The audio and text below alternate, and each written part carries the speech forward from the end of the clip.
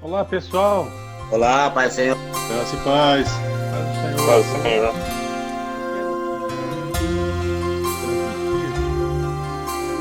A tela do meu notebook para discutir e apresentar aqui a nossa proposta. Vocês que estão acompanhando o nosso cronograma sabem que hoje nós propomos trabalhar com vocês depois de nosso último encontro e do feriado.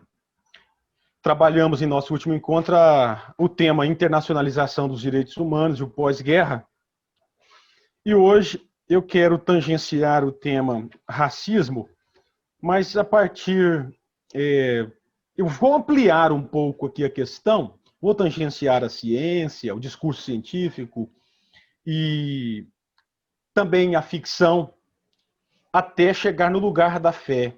O que a fé tem a dizer, o que a experiência cristã, o que os insights bíblicos, o que a visão cristã do mundo e da realidade tem a dizer sobre a questão da raça, ou melhor ainda, né, do racismo. Nós temos alguns problemas que precisam ser respondidos, algumas questões que precisam de respostas, e eu quero dar um título aqui ao nosso encontro, nossa aula, e eu quero aqui tangenciar o racismo entre a fé, a ficção, a ciência e a fé. Eu disse que ampliei porque eu quero aproveitar aqui um debate que vocês perceberam nos últimos dias nas mídias, nas grandes mídias, certo?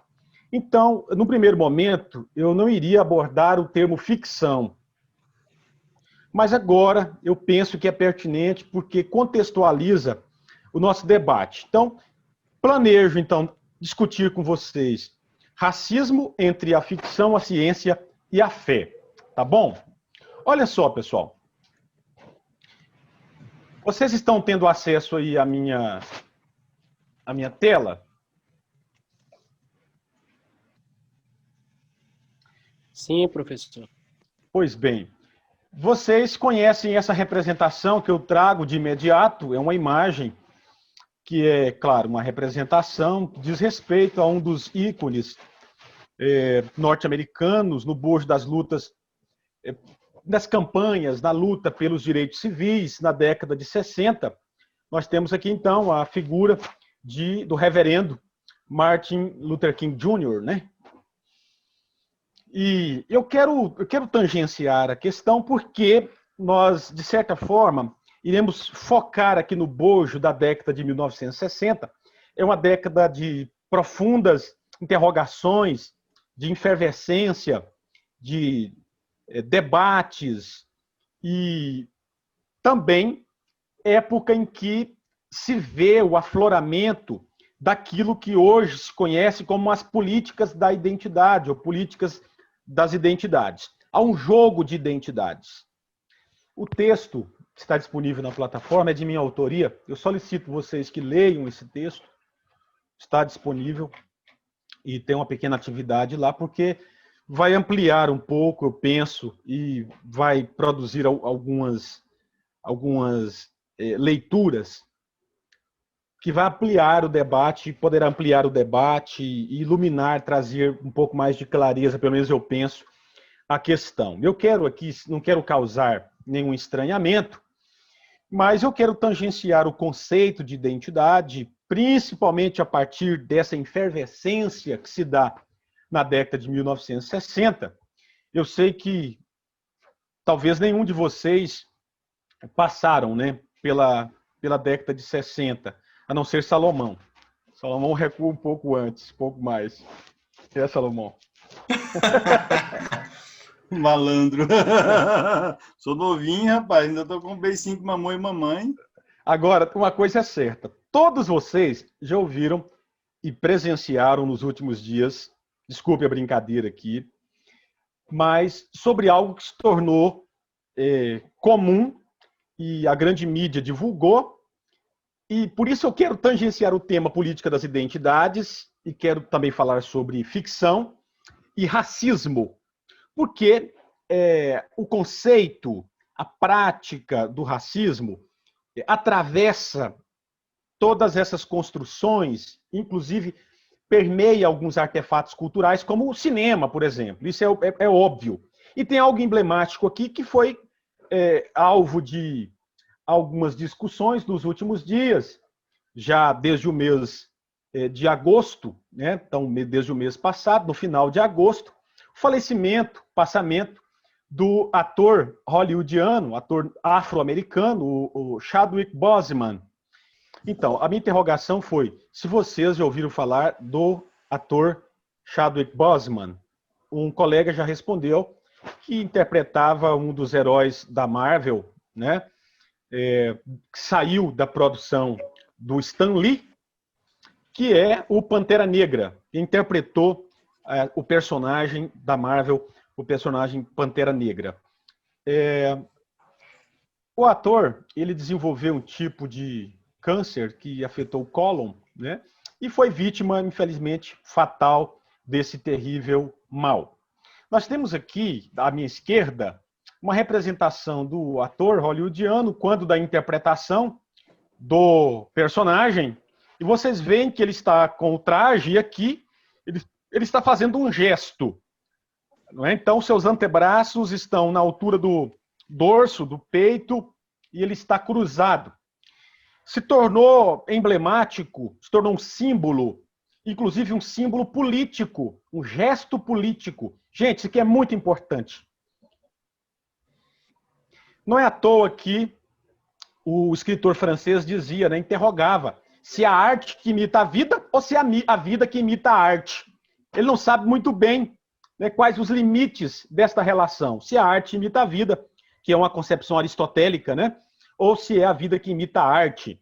Mas este gesto de saudação da tribo Wakanda, ou do povo Wakanda, na representação fílmica, na peça, se tornou um gesto político, principalmente, sobretudo, após o falecimento do ator Chadwick Boseman, em agosto de 2020. Vocês viram isso, ou não? Se tornou comum nas redes sociais. Bastante noticiado. Eu vi, professor, isso aí, assisti. Sim. Eu quero que vocês segurem isso e essa imagem, porque quando eu falo de gesto político, esse gesto político não é feito por qualquer um, digamos assim, mas ele está representado a partir do que eu chamo, não sou eu que estou dizendo, são alguns autores, entre eles Stuart Hall, chama de política da identidade ou política das identidades. Nós temos aqui um negro, um ator negro, certo? Que está investido de todo um poder simbólico que é atravessado por essa indústria cinematográfica hollywoodiana, e na peça fílmica ele encarna justamente um monarca de uma tribo na África, de um povo, de uma nação na África subsaariana, no coração de África, do continente africano, e essa nação, no discurso, no enredo da trama, ela é caracterizada como sendo possuidora de inúmeros capitais, inclusive de tecnologias, que todas as nações do Ocidente não possuem. Então, é uma nação, é um povo extremamente desenvolvido em termos de tecnologia ou em termos de dinâmica cultural. Que todos os povos em torno do mundo, basicamente, se tivessem acesso à visibilidade daquele povo, certamente entrariam em guerra com aquela nação, na obra de ficção, claro, porque aquela nação era detentora de inúmeros capitais.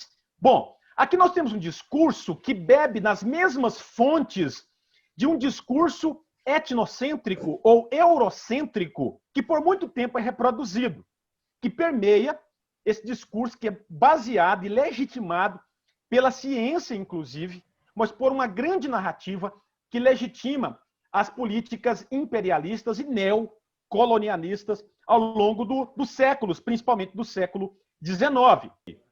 O discurso, esse discurso eurocêntrico, neocolonialista, dizia que tudo seria válido naquele projeto civilizador para civilizar os povos não alcançados pelo progresso, pela civilização, tudo seria válido, inclusive a conquista desses mesmos povos. Na verdade, esses povos explorados seriam beneficiados com as bênçãos da civilização. Quem eram os detentores da civilização, do progresso? Os europeus, os brancos europeus. Todos aqueles, portanto, estariam às margens da Europa e desse discurso etnocêntrico ou eurocêntrico, eles necessitavam ser alcançados pelas benesses da civilização. E nesse projeto, tudo seria válido, certo?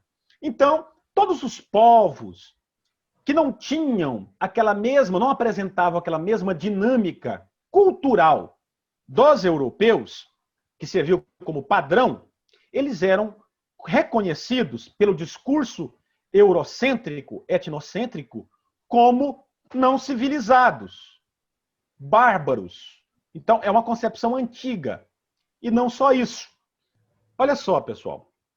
Quem de vocês aqui já não ouviu que os ameríndios, que os povos nativos da América do Sul, da região correspondente ao Brasil, não eram povos civilizados? Não construíram civilização. Quem já ouviu isso? Todos nós ouvimos isso em história. Eu já ouvi. Decorrer do ensino médio. Eu ouvi muito isso também, professor. É curioso isso, porque fazem comparações, não é? Veja bem, olha só. Eu tenho um povo mesoamericano, maias, astecas, eu tenho um conjunto de povos mesoamericanos, mesmo sendo subalternizados pelo discurso etnocêntrico, mesmo assim, se comparados aos nossos, vou dizer aqui, desculpe-me o termo, não é um pronome possessivo, mas essa não é a ideia, mas os nativos da América do Sul, eles eram civilizados, tinham um grau de civilização, não era igual aos europeus. Por exemplo, eles tinham artefatos tecnológicos que os europeus acreditavam que eram superiores aos nativos da América do Sul. Por exemplo, a arquitetura, o calendário maia, por exemplo. Então, tinha toda uma organização social, política, que era diferente da organização social, política e da dinâmica cultural dos povos da América do Sul, certo? Então, em razão disso, eles eram um pouco mais desenvolvidos nesse discurso civilizacional, etnocêntrico, do que os nossos nativos, né? Digamos assim, os autóctones em solo brasileiro. Isso nunca foi tão enganoso. Nunca foi tão enganoso. Por quê, pessoal? Porque nós temos dinâmicas culturais. Cada região do planeta, cada povo, cada nação, cada etnia desenvolve técnicas, desenvolvem artefatos culturais a partir da realidade dada, dos seus contextos históricos, contextos geográficos, não é? Por exemplo, se os nativos da América do Sul estão numa floresta densa, como a Mata Atlântica, né, que quase não tem mais nada dela, ou a de região amazônica, você tem, então, tudo que era possível para a vida florescer. Não tinha necessidade de construir pirâmides de pedra, não tinha necessidade de construir artefatos tecnológicos elaborados, porque, vejam bem, tudo que era possível ao florescimento da vida estava à disposição. Tinha alimento com fartura, tinha árvores, tinha rios caudalosos, tudo possível. Então, favorecia o ambiente desses autóctones, desses povos, enquanto que em outras regiões não havia as mesmas características da região correspondente ao solo brasileiro. Por exemplo, quando analisamos essa mesma conjuntura em se tratando do continente africano, por muito tempo, e ainda é comum em nossos dias, você recortar, e era uma atitude comum a partir do discurso geográfico, discurso científico, historiográfico, recortar o Egito da África. Porque o Egito era constituído como uma grande civilização, não é? Uma imponente civilização. Exatamente por conta de seus avanços tecnológicos. Então era muito comum você recortar o Egito do continente africano. Até hoje, isso causa estranhamento. Poxa, o Egito está em África? Sim, o Egito está em África. E o Egito, a partir de uma concepção historiográfica, né, arqueológica, você percebe que é resultado de um processo de formação. Os núbios, a grande civilização, os povos núbios, foram os grandes responsáveis, inclusive, por dar aquilo que foi possível ao Egito para que ele se desenvolvesse e florescesse. Então, e os núbios estão onde? A Núbia está na África, no continente africano. São negros. Por exemplo, quando você fala da igreja, fala do contexto da história da igreja, quando fala de Santo Agostinho, né, ninguém ousa dizer que Santo Agostinho era um berbere. Santo Agostinho era um berbere, pessoal. Então, Santo Agostinho nasceu na Numídia, em África, no continente africano. Poxa, e ninguém fala isso, ninguém tangencia a questão. Por quê? Porque o peso desse discurso etnocêntrico ainda se faz valer. Você percebe o peso desse discurso etnocêntrico.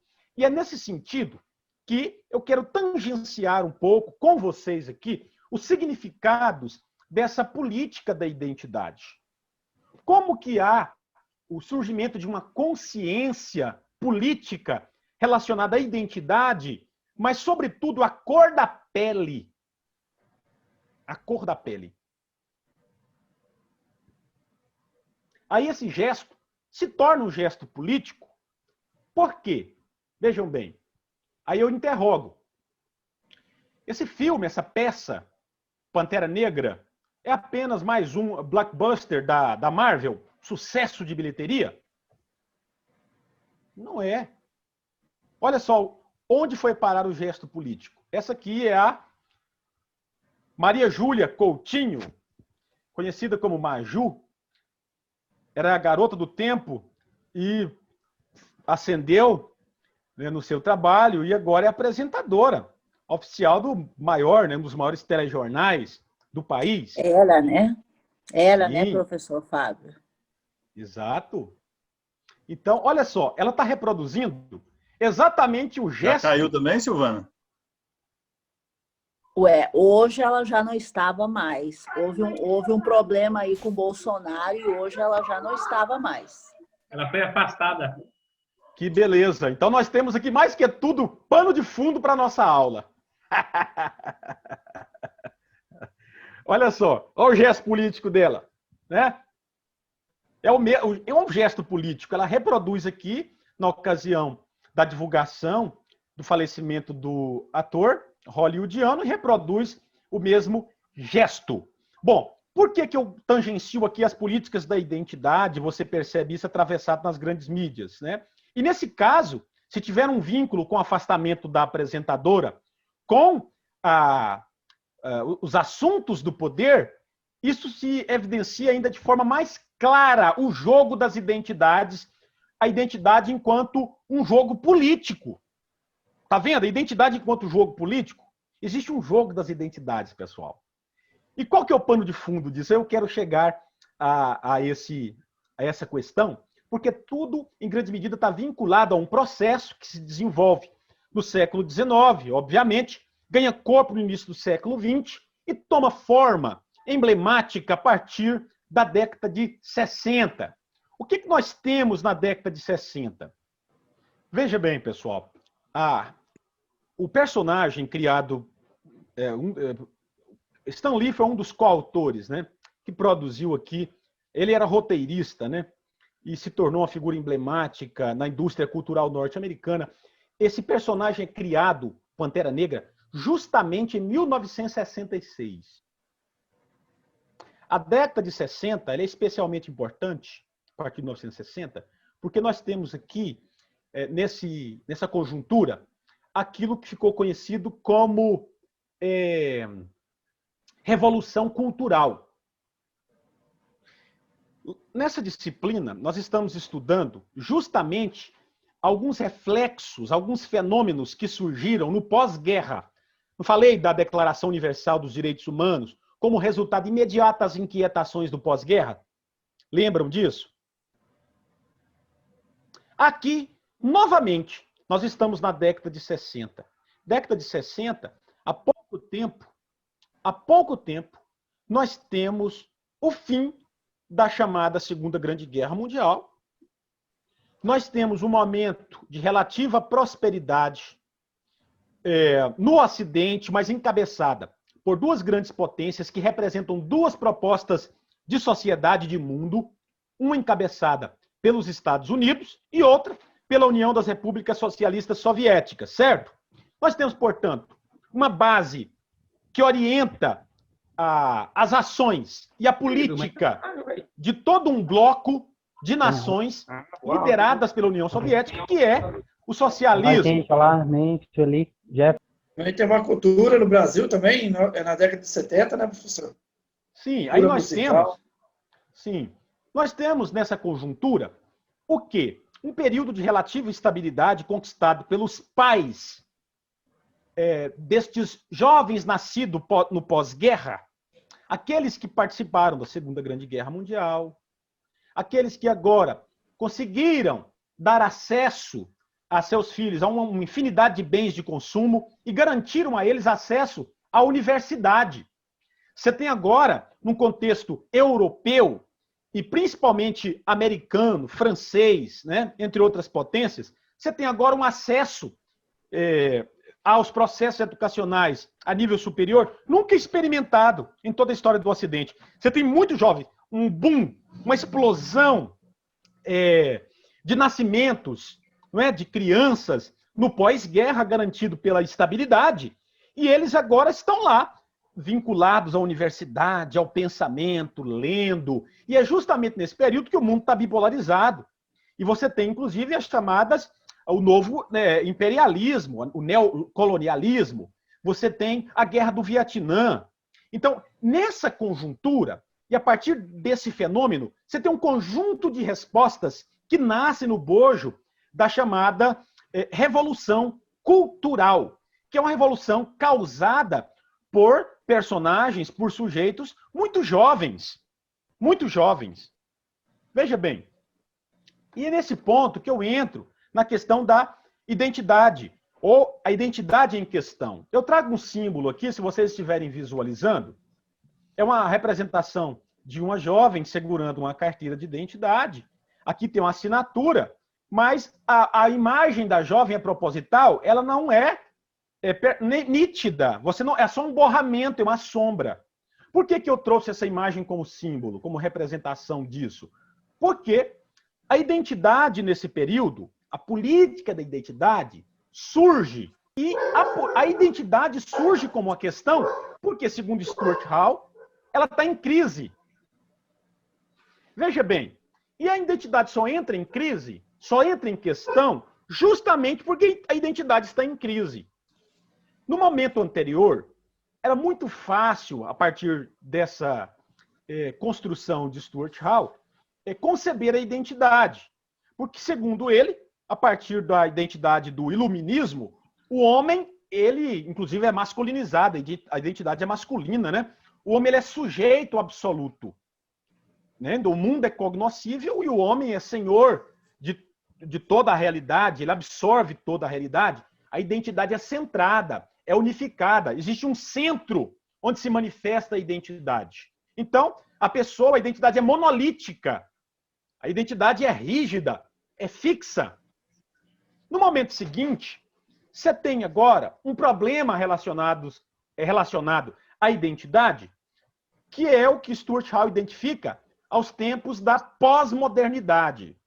A sociologia constrói um conceito de identidade em que a identidade ela é construída nas relações, nas interações sociais com outros sujeitos. E a partir disso, Stuart Hall diz que na pós-modernidade não há mais como você garantir uma uma identidade centrada, unificada, uma identidade centrada no sujeito. Mas essa identidade agora ela é marcada por uma intensa fragmentação. Vocês estão entendendo aqui, pessoal? Isso é um problema tão sério. Por que é um problema tão sério? Vejam bem. Olha só. Se no outro momento a identidade, era fácil definir a identidade, sobretudo a partir de uma relação de classe, nós tínhamos pobres e ricos, a título de exemplo. Pobre e rico. Em um novo momento, em uma nova conjuntura, denominada de pós-modernidade, você tem uma fragmentação da identidade. Por quê? Vejam bem, você pode ser pobre. Pode ser pobre. Mas além de pobre, você é negro. E você não é só negro.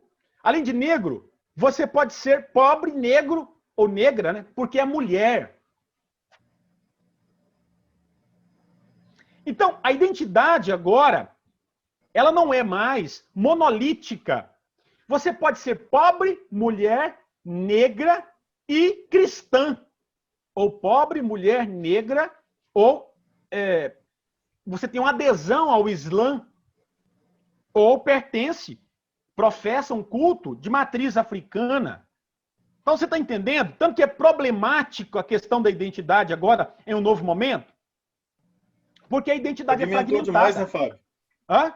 Fragmentou demais, né? Fragmentou assustadoramente. Olha só, não se enganem. Por trás do afastamento da Maju, viu? Existe essa relação. Pessoal, olha só. Então, o que nós temos nesse contexto da década de 60, que é o contexto de criação do Pantera Negra?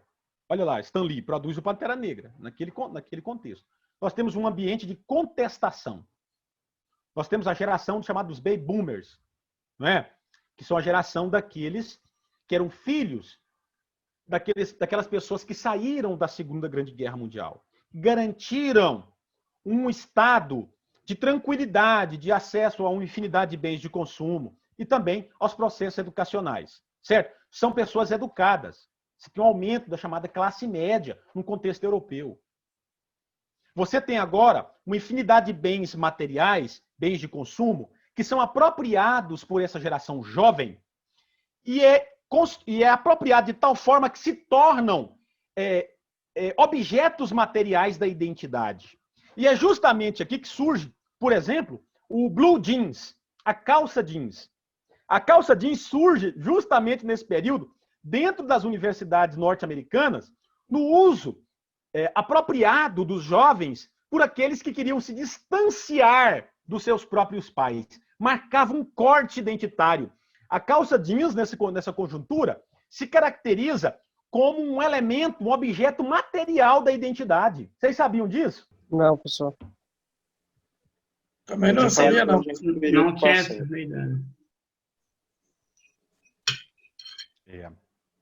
E não só.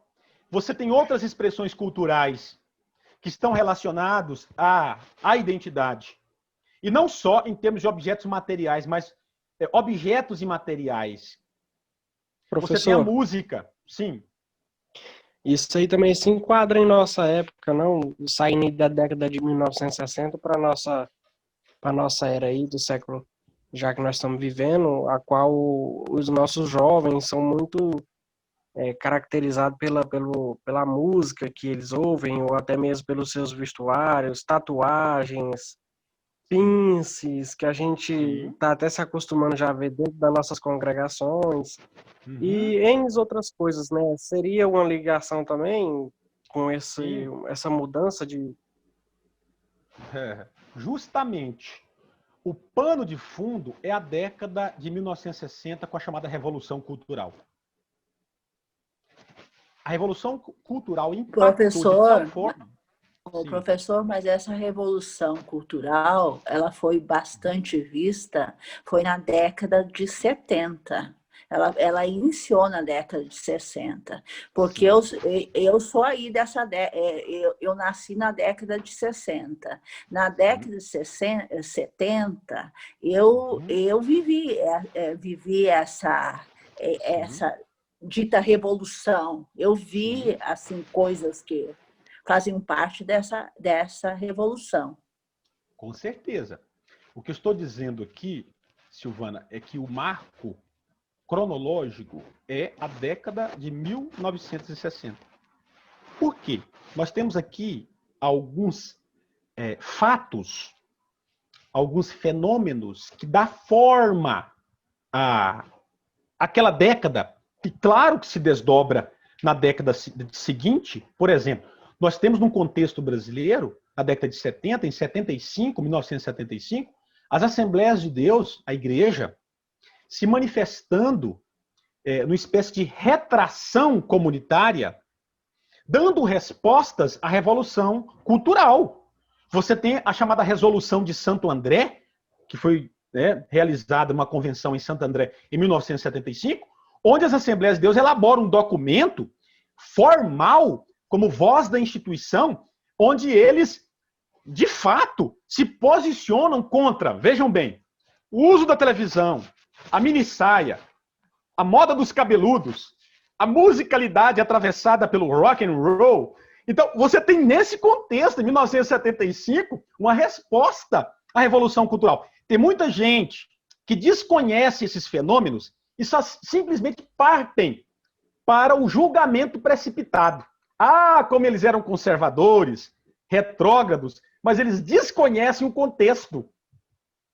Quais as razões? Isso é interessante. Gente, na década de 80, é realizado no Rio de Janeiro o primeiro Rock in Rio, na década de 1980. Eu sou pesquisador do campo religioso, meu principal objeto é o Mensageiro da Paz, que é um periódico produzido pelas Assembleias de Deus desde 1930. Vocês não têm ideia de como os nossos líderes, os pastores daquela conjuntura, se posicionavam contra o Rock in Rio. E é uma imagem engraçada, imagem de capa, né? Que está no olho na mancha da página, o olho da página, onde tem uma imagem que representa o Aécio Neves. O Aécio está estampado na capa do jornal, que participa do Rock in Rio e com apoio, com a anuência do Estado brasileiro. Então, há críticas pesadas nesse contexto. E não se enganem, não é só a Igreja Evangélica Assembleia de Deus. Não é. Mas onde é o pano de fundo? Justamente algo que é processual, que é elaborado durante o século XX, gestado no pós-guerra, e que ganha corpo, emblemas, na década de 1960. Por que eu digo isso? Nós temos os movimentos estudantis, maio de 68 em Paris. É uma quebradeira total, gente. Vocês não têm ideia, não. E quase que o presidente francês é levado à bancarrota. Então, é uma polvorosa na década de 60. E no Brasil, no contexto brasileiro, é pior. A análise minha aqui é nesse sentido. Como diz um escritor famoso, é um ano que não passou, 1968. Porque você tem também, né, o contexto de fúria estudantil no Rio de Janeiro, greve de trabalhadores. Você tem um problemão justamente no contexto de governo civil-militar. Né? Então, pessoal, é um tempo de polvorosa. Olha os lemas da década de 1960. Talvez você já ouviu alguma coisa a esse respeito, né? Olha lá. Sejam realistas. Exijam o impossível. Parem o mundo, eu quero descer. E é proibido proibir. Quem já ouviu essa frase? É proibido proibir. Essa aí ficou conhecida agora, né? Nessa pandemia. Tá vendo aí? Para o mundo eu quero descer. Essa última aí, é proibido proibir. Muitos exagerados aí usam essa frase com respeito às igrejas, porque antigamente proibiam-se tudo. Hoje, depois do conhecimento ter sido elevado, ter melhorado, então quer dizer, certas coisas não devem proibir ou nem cabe proibir. Então o pessoal usa muito essa aí, é proibido proibir, naquela igreja não se proíbe. Exatamente. Então, olha só, sabe o que é interessante isso aqui? É interessante que você precisa tomar muito cuidado com as análises precipitadas, né? Você precisa tomar muito cuidado com isso. Quando eu falo de um movimento de retração dentro de alguns círculos evangélicos na década de 60, eu vou dizer mais. Existe um posicionamento de diálogo entre os grupos evangélicos, entre a igreja e a cultura também na década de 1960. Existe um movimento de contracultura religiosa na década de 1960. O que significa isso? Significa que alguns cristãos estão lendo a cultura, estão entendendo o que está acontecendo lá e articulam a partir desses mesmos jovens, a partir dessas leituras contraculturais, dando um sabor próprio dentro do cristianismo. Não é à toa que a fé cristã, num contexto norte-americano e num contexto brasileiro, ao invés de diminuir, ela aumenta. Como se explica isso, gente? O cristianismo, na verdade, cresce. O pentecostalismo cresce assustadoramente, justamente nessa conjuntura. Está crescendo. Gente, e para informação de vocês, né? Então, alguns já sabem aqui. Coloquei um vídeo aqui. O rock and roll, por exemplo, nasce num contexto evangélico, num contexto gospel, né? Num contexto pentecostal. Em 2017, a Sister Rosetta Tharpe, né, que é considerada uma das mães do rock and roll, ela é inserida no Hall da Fama do rock and roll. Pentecostal, o esposo dela era um pastor, né? Ela é considerada a mamãe do rock and roll. Então você tem um conjunto de artistas nesse período que bebem nessas fontes e admite, poxa, ela é de fato a mãe do rock and roll, que nasce num contexto de musicalidade negra. Vocês sabem disso, né? Você tem toda uma expressão musicalizada do negro que ele traz de suas tradições africanas, incorpora num contexto norte-americano e constrói aquilo que é conhecido, por exemplo, como o soul music, o spiritual, ou negro spiritual, o próprio gospel, que nasce nessa conjuntura, que vai construir os caminhos do chamado rock and roll. O Fábio, sim. O Elvis Presley também entra nesse contexto, né? Sim, óbvio. Mas aí, no caso, ele era branco, né? No caso, ele não era negro. Mas interessante ele era roqueiro também. A Rosetta, ela inicia suas atividades, já como cantora, na década de 40. Ela antecipa muito os grandes astros da década de 60. O Chuck Berry, né? A partir de 60, ele é considerado o pai do rock and roll. Mas você tem aqui, na década de 40, uma cristã, uma irmã pentecostal, que é conhecida como a mãe, na verdade, aquela que forneceu as bases, né, para o rock and roll, que nasce a partir de uma experiência musical negra. Olha só, gente, é um trechinho aqui para vocês terem uma noção do que eu estou falando. Estão ouvindo? Sim, estamos ouvindo. Quem tem caído, tá ouvindo. Olha o som, muito parecido com o Chuck Berry. Didn't it rain, children? Rain, oh yes. Didn't it? Yes, didn't it? You know it did, didn't it? Oh yes, how it rained. I said it rained, children. Rain, oh yes. Didn't it? Yes, didn't it? You know it did, or didn't it? Oh my Lord, how it rained. You know it rained 40 days, rained 40 nights, to make my God not fit me right. I when I get to heaven, gonna put on my robe, walk around in glory, tell the God news. Look up David in the heat of the day, tune up the harp and begin to pray. I know it rained, you know it rained, oh how it rained, rain too long, all night long, rain, rain, rain, rain, rain, rain, rain. Didn't it rain? Rain, oh yes. Didn't it, yes. Didn't it, you know it did, or didn't it? Oh my Lord, how it rained.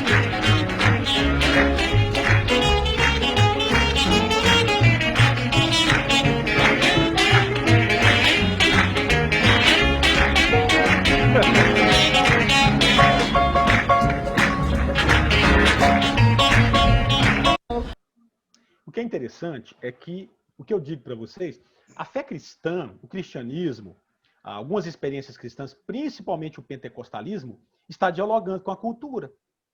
Tem muita gente que defende uma ideia de que as igrejas pentecostais, ou a experiência pentecostal, experimenta o que alguns chamam de fuga do mundo. Fuga do mundo. A minha hipótese, é algo que eu tenho defendido, inclusive, no meu mestrado, é de que isso não se sustenta. Não existe não se encontra evidências de uma fuga do mundo entre os pentecostais a partir de uma leitura dualista entre cultura e espiritualidade. Você percebe aqui na própria experiência dos pentecostais norte-americanos. Tá vendo? Na sua musicalidade. E a experiência cristã vai dialogar, inclusive, com a contracultura. É nesse período que surgem grandes nomes da música cristã que saem, inclusive, estão lá no rock and roll. Só para vocês terem uma ideia. Tem um cantor muito famoso, que ele tá bem de idade hoje, né? E ele é conhecido como um grande cantor de country music. E tem uma música agora recentemente, salvo engano, no ano passado, que estourou desse cantor. Ele participa das cruzadas do Billy Graham, do evangelista. O Billy Graham. Cash. É, o Johnny Cash, exatamente. Obrigado. Johnny Cash. Então, só para vocês terem uma ideia, né, o Keith Green. Keith Green, ele sai do movimento hippie, ele tem uma ancestralidade judia, exatamente naquela conjuntura. Ele tem um contato com a fé, com Cristo, é convertido, ele e sua esposa, e se tornam grandes difusores de uma cultura cristã que bebe na contracultura, nesse período, na década de 1970. Como dizia nossa querida Silvana, a década de 70 é a década que vai reproduzir esses marcos simbólicos da década de 1960, que se estende para os nossos próprios tempos.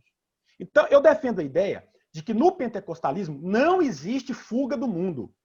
Existe diálogo com a cultura em termos de rejeição de alguns artefatos culturais ou de apropriação, de ressignificação. É isso que você vê. Isso é interessante. Se eu consigo... Professor, mas aí cabe uma diferença entre a cultura e o modismo, né? Que hoje as pessoas não têm copiado a cultura, mas sim o modismo que hoje existe no mundo, e aí alguns até taxam isso de cultura. E o que seria esse modismo? Me dê um exemplo. Pois é, hoje você vê que hoje a famosa mídia gospel, né? Está trazendo o mesmo contexto que todos os outros cantores cantam, estão fazendo, né? Os palcos, os shows, a forma de se portar, de se vestir. Eu acho que isso não é cultura. Acho que aí já é uma moda em que, por exemplo, o sertanejo lá canta com a calça apertada, vamos dizer. Hoje os evangélicos estão usando a mesma coisa. A moda lá agora é usar uns cordãozão muito grande, luzes negras, chapéus, enfim. Que os evangélicos estão fazendo o mesmo estilo. Eu acho que aí é uma diferença. Acho que não é cultura aí, não. Acho que aí já é modismo, né? Não? Bom, havia uma concepção durante o século XX, onde os analistas da cultura analisavam a cultura a partir de alta e baixa cultura. O que é baixa cultura? Cultura popular. Cultura popular. Cultura de massa. Principalmente quando está relacionada à chamada indústria cultural, que é um termo, um conceito da Escola de Frankfurt. Então, o que é indústria cultural? Uma indústria onde a cultura, ela é produzida em massa. O que se tem hoje? As mesmas evidências. O problema é que nós carregamos uma concepção elitista de cultura, entre alta cultura e baixa cultura. O que é cultura, de fato? É a chamada alta cultura? A cultura que está relacionada a uma classe social, a um grupo social específico? Então, isso é um problema, viu, Cláudio? Se mostra uma problemática, se revela como uma problemática. O que é cultura? Aí, numa acepção antropológica, Cláudio, cultura é uma rede de significados. E essa rede de significados é tecida pelos seres humanos. Mas, ao mesmo tempo que os seres humanos tecem esses significados, eles também são tecidos por esses mesmos significados. Então, por isso que cultura é dinâmica. Cultura é dinâmica. Quando você vê, portanto, esse tipo de reprodução lá entre a musicalidade dos chamados sertanejos universitários, ou o que quer que seja, isso não deixa de ser um artefato cultural. Eu posso não gostar.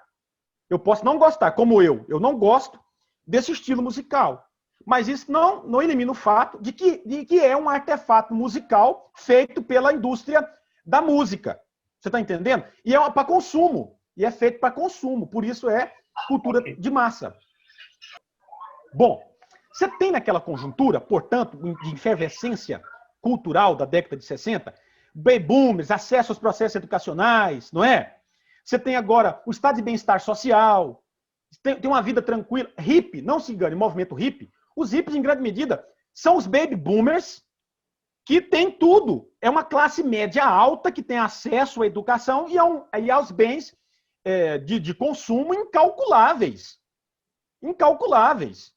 Esse é o período que produziu a chamada revolução cultural. E justamente aqui, nessa conjuntura, que nós temos aqui a efervescência também na defesa dos chamados direitos civis do movimento negro.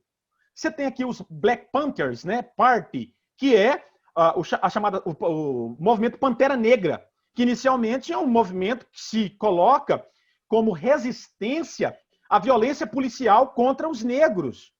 E depois não é um movimento simplesmente pacifista, é um movimento, inclusive, que usa a linguagem da violência. Você tem depois grandes ícones, justamente na década de 60, como o Malcolm X, né, o Malcolm X, não é? O Malcolm X, ele inicia como uma espécie de concepção de resistência não violenta e acaba aderindo também à resistência mais violenta e depois é reconduzido ao Islã, ele se islamiza, retorna para os Estados Unidos, acaba sendo assassinado, acaba sendo morto com 14 tiros, justamente nesse período. E é o mesmo período que nós temos a marcha pelos direitos civis, a marcha pela liberdade, e um desses organizadores é quem? O reverendo Martin Luther King Jr. Então, é um momento onde as políticas da identidade, elas se manifestam. E a questão da identidade se torna uma questão política, Você tem uma politização das identidades. Aí, eu tangencio lá no texto que eu deixei para vocês, uma relação com o contexto brasileiro. Aí você tem um contexto norte-americano, enquanto isso aqui, você tem um processo distinto, mas com similaridades, com pontos de contato com o contexto norte-americano. Mas aqui tem um agravante.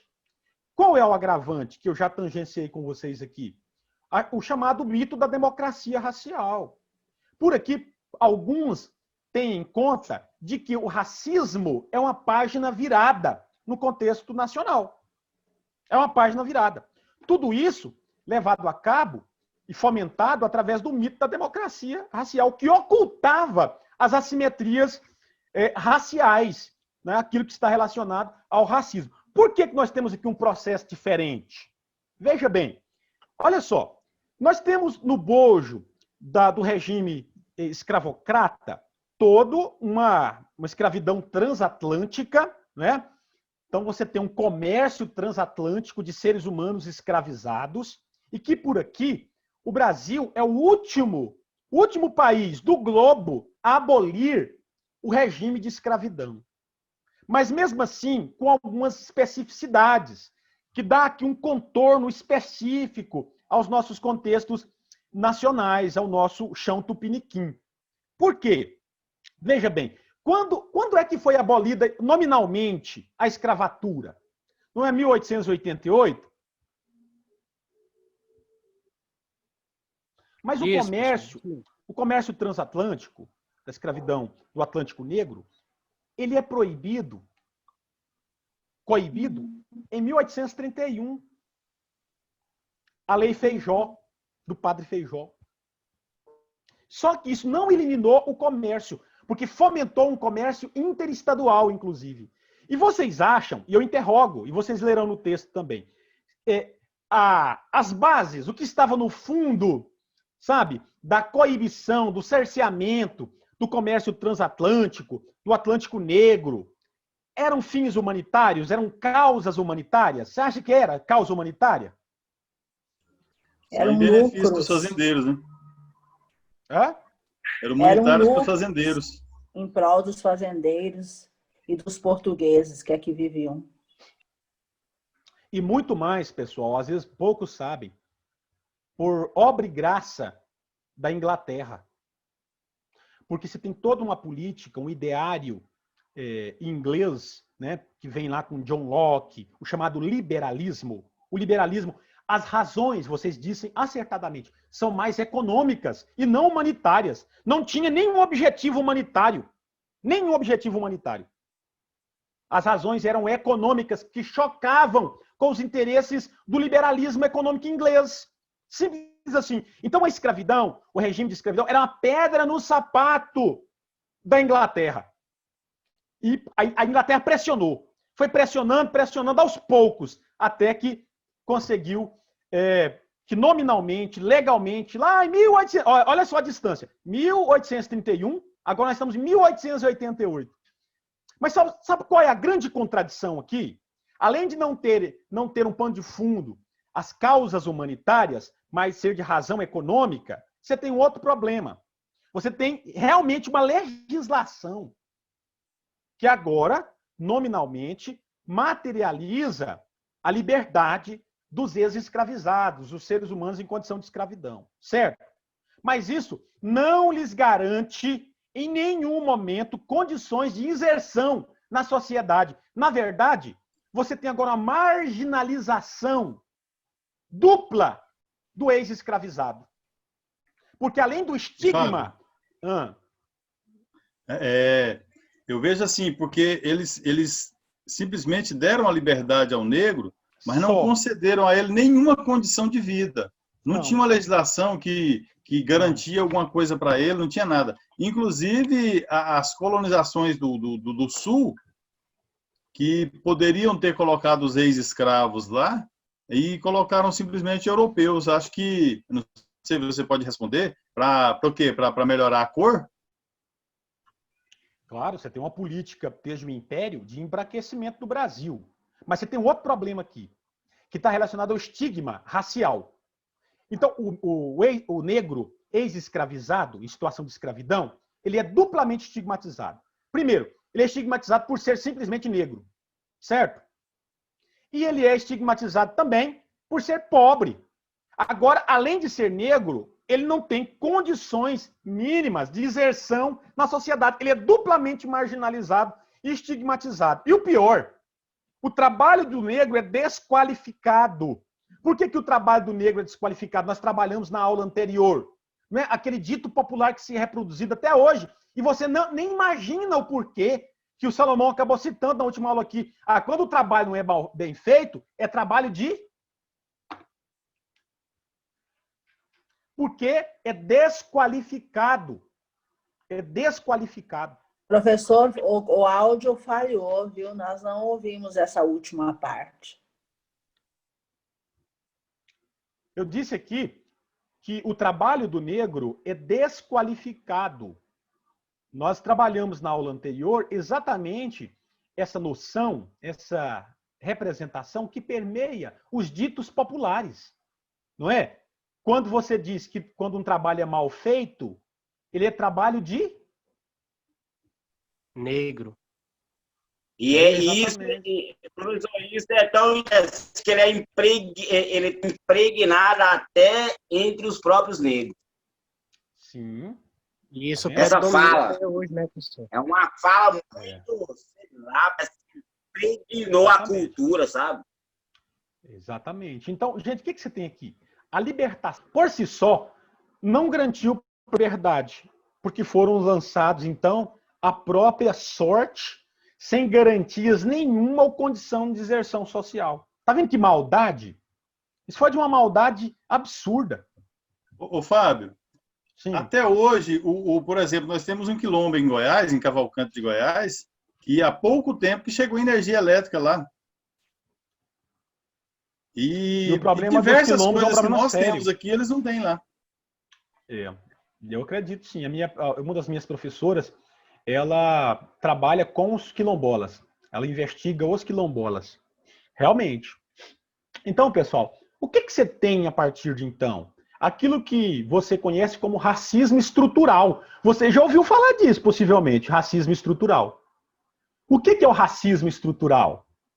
Você não deu o governo, o Estado brasileiro, né, por obra e graça da República, dos ideais liberais e republicanos, supostamente com bases humanitárias, né? Ou se converteram, mudaram de opinião em relação ao negro, ao ex-escravizado, e agora concederam-lhe a liberdade, como se a liberdade fosse uma concessão de um grupo humano sobre o outro, né?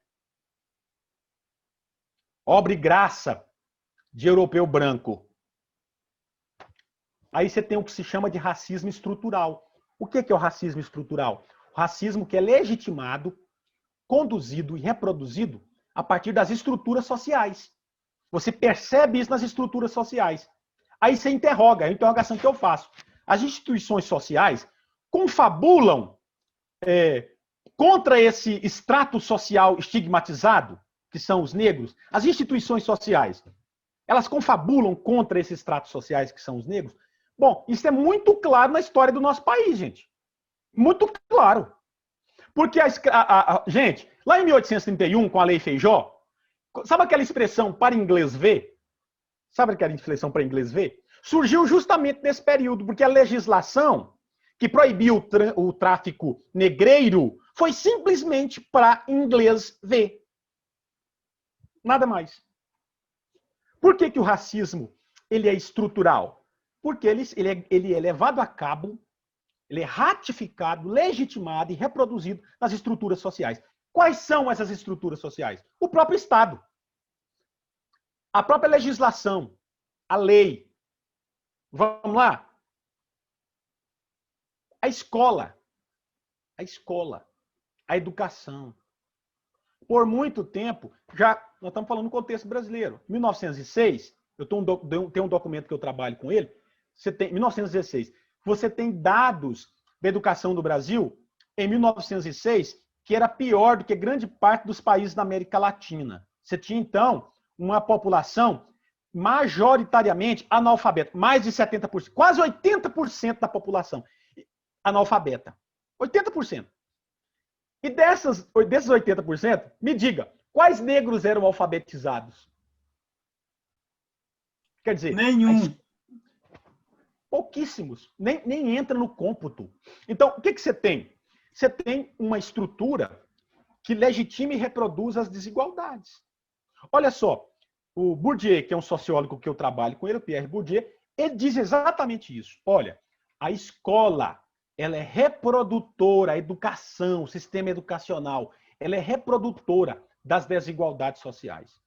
Gente, eu só tive até hoje um professor negro. Um professor negro. Um. Isso já é um exemplo de que alguma coisa está muito errada. E tem gente que não consegue perceber que há um racismo estrutural e de que a própria educação, o sistema educacional, reproduz essa estrutura de desigualdade, que fomenta as desigualdades. Isso é óbvio. Aí eu entro aqui numa questão e eu jogo aqui para vocês. Por exemplo, vocês conseguem identificar alguma relação ou diferenças, né, entre o termo desigualdade e diferença? Qual a relação? O que é desigualdade e o que é diferença? Só consigo por causa da leitura, professor. Nunca parei para analisar esse fato, não, Fábio. O texto do senhor lá está sobre... A desigualdade, ela é produto de uma construção social. As desigualdades, principalmente no discurso racista, europeu, etnocêntrico, cientificista, parte da ideia de que o cultural, ele é produto do biológico, ele é resultado do biológico. Eu dizia para vocês que quando analisam o ameríndio, o nativo na América do Sul, ele não é inferiorizado em relação aos ameríndios da América Central? Porque o cultural parece que está associado ao biológico. Eles associam isso. Por que que África é recortada? Por que que Egito é recortado da África? Porque eles têm dificuldade, porque associam cultural ao biológico. É reducionismo. Ah, poxa, é alemão. Eu já ouvi isso demais. A educação alemã, sabe, a intelectualidade alemã é inatingível pelo latino-americano. Eu já ouvi isso na universidade. Eles reproduzem esse discurso sem perceber. Porque a mente tanto do alemão, por exemplo, como do francês, está anos-luz de distância da mente do intelectual latino-americano. Eu já ouvi a respeito do alemão sobre a teologia.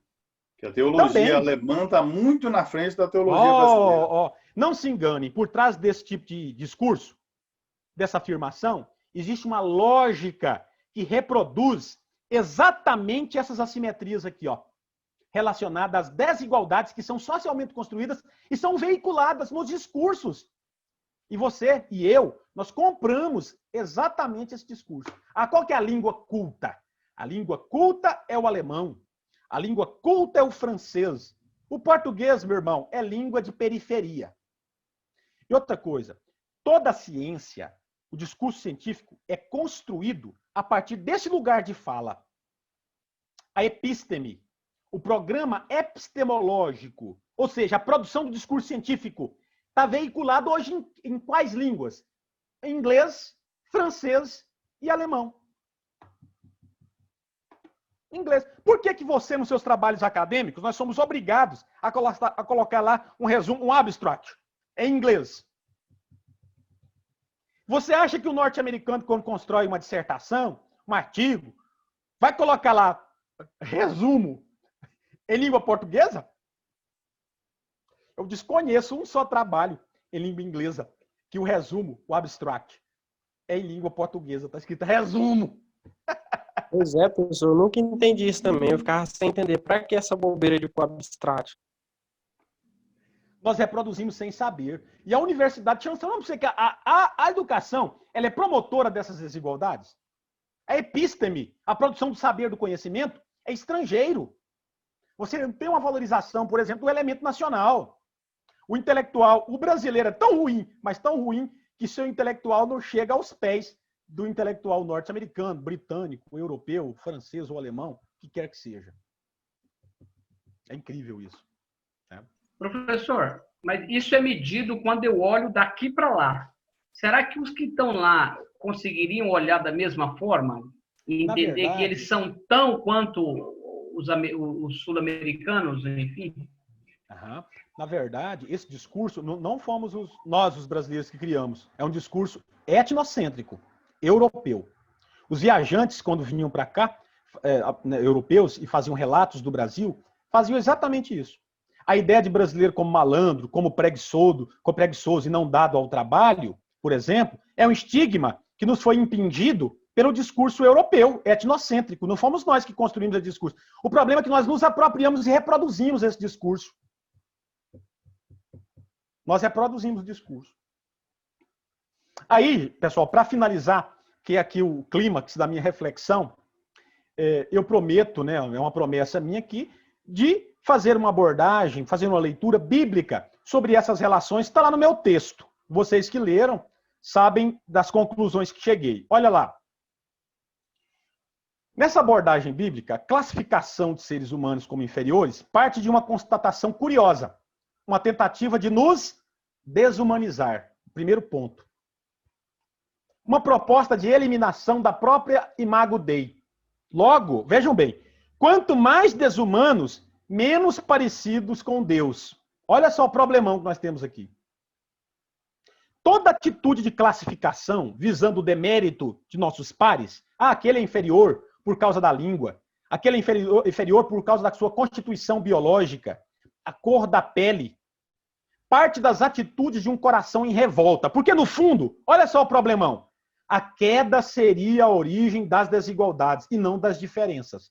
Aí eu entro naquilo. O que é desigualdade, o que é diferença? Desigualdade é um discurso socialmente construído de estigmatização do outro, certo? E desvalorização do outro. Nesse aspecto, essa classificação de seres humanos como inferiores parte de uma atitude de coração, de tentativa de eliminação da imagem de Deus nos próprios seres humanos. E quando o ser humano parte para esse tipo de classificação, o que ele faz? Ele ataca o próprio Deus.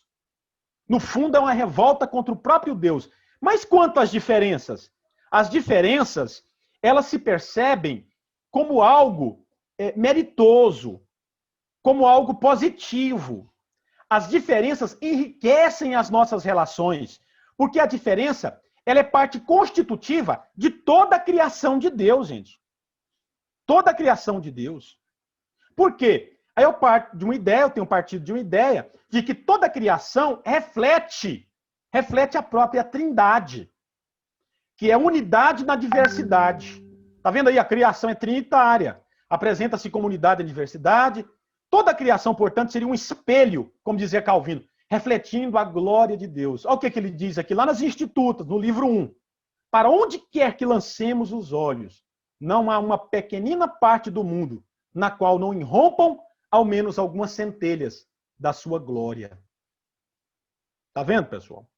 Então, é nesse aspecto, Salomão, que eu consigo fazer essa distinção entre desigualdade e diferença. Portanto, a desigualdade parte de uma atitude de coração perversa, de classificação de nossos pares, na tentativa de eliminar a própria imagem de Deus nos outros.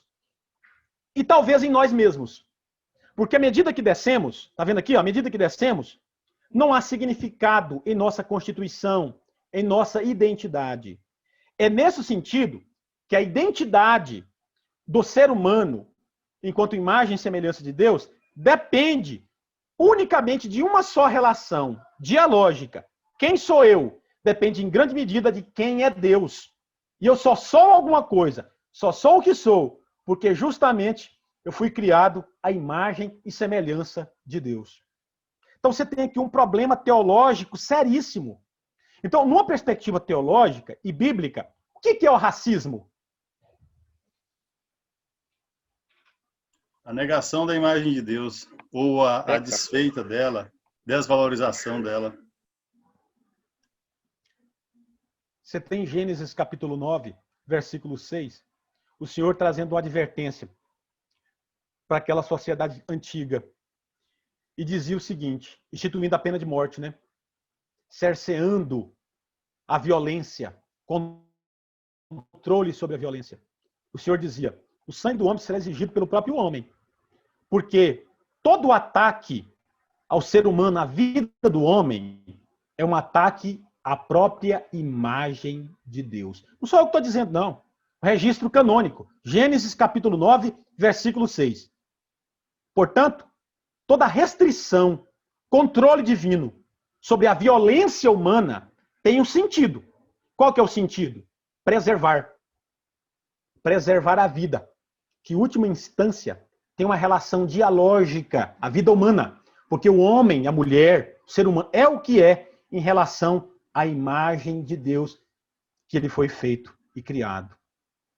Então é isso. Então todo ataque a essa imagem de Deus é um ataque direto, né, ao próprio Deus. Todo ataque, toda classificação em demérito, na tentativa de desumanizar o outro. Se lembra de outra aula onde o homem, os aborígenes australianos, por exemplo, eram comparados ao símio, ao macaco? Que tentativa é essa? Eu estou aproximando seres humanos, criados à imagem e semelhança de Deus, aos outros elementos da criação, desassociando a própria imagem de Deus, eliminando nele, apagando dele a própria imagem de Deus. Então, de onde vêm os direitos humanos nessa perspectiva? Todo direito humano parte de uma só premissa, registrada em Gênesis capítulo 9 e 6. Todo direito à vida, toda dignidade humana parte desta relação, porque o homem fora feito à imagem e semelhança de Deus. Portanto, irmãos, racismo, além de ser crime, tipificado na Constituição, não é? Além de ser crime, racismo também é pecado. Eu tenho um discurso do Martin Luther King, não vai dar tempo de reproduzir aqui, mas eu quero rapidamente aqui, só para vocês terem uma ideia. Eu tenho um sonho, né? As bases do Martin Luther King embora beba nos direitos humanos, são bases bíblicas, tá?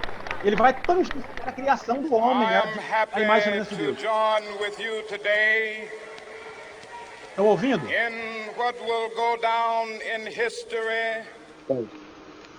Professor, estou ouvindo. Presta atenção numa frase dele, logo em seguida.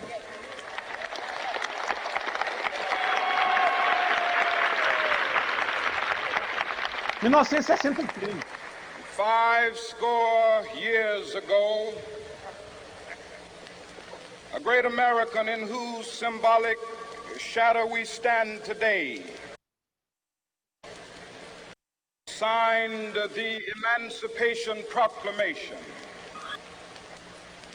This momentous decree came as a great beacon light of hope to millions of Negro slaves who had been seared in the flames of withering injustice. It came as a joyous daybreak to end the long night of their captivity. But 100 years later, the Negro still is not free. 100 years later, the life of the Negro is still sadly crippled by the manacles of segregation and the chains of discrimination. 100 years later, the Negro lives on a lonely island of poverty in the midst of a vast ocean of material prosperity. I have a dream that one day this nation will rise up and live out the true meaning of its creed. We hold these truths to be self-evident that all men are created equal. O que nós percebemos aqui, então, a nossa conclusão é que existe um racismo estrutural, o caso brasileiro é específico, muito embora haja uma negação do racismo por conta do mito da democracia racial, mas nós chegamos à conclusão, a uma análise, depois de uma análise histórica, uma análise dos fatos, é que existe, portanto, um racismo estrutural que é legitimado, que é conduzido através de instituições, e não há como negar. E, além disso, nós chegamos à conclusão, a partir de uma leitura bíblica, que por trás do racismo existe uma postura de coração, e essa postura de coração é uma postura de revolta contra o próprio Deus, na tentativa de eliminar a própria imagem de Deus entre os nossos pares. Quando operamos a partir de bases racistas, portanto, nós estamos atingindo o próprio Deus. Se atingimos o próprio Deus, nós estamos pecando. Vocês concordam com isso? Sim. Com certeza. Eu concordo, professor. Aí eu concluí com o discurso do Martin Luther King. Lá no final do discurso, eu tenho um sonho. Ele vai dizer que ele chegou àquela conclusão, ele vai defender a igualdade. O sonho dele é que filhos de ex-escravizados e de ex-senhores de escravos sentem-se juntos à roda da mesa e compartilhem a comunhão. Por quê? Segundo Martin Luther King, a igualdade entre os seres humanos parte de uma constatação que vem de suas leituras cristãs. Todos os seres humanos foram criados iguais. Por que foram criados iguais? Porque todos foram criados à imagem e semelhança de Deus. Está no discurso do Martin Luther King. Por isso que eu achei apropriado encerrar com o discurso dele. Tá bom?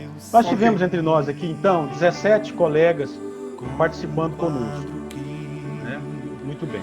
Quero me despedir de vocês com um forte abraço, desejando a todos e todas uma boa noite, bom descanso para vocês. Com muito que fazer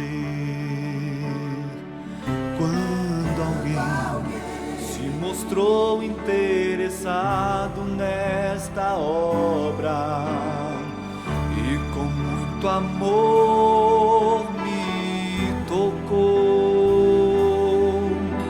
o artista perfeito tirou os meus defeitos, refez meu retrato com amor.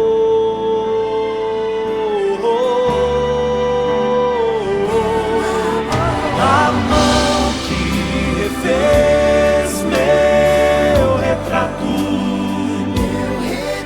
é a mão do meu Deus Criador. Olhou-me com olhos de mestre, prevendo que eu poderia ser. Não vou mais lembrar do meu passado tão cruel, pois meu Jesus na cruz apagou. Com seu sangue pintou, com suas mãos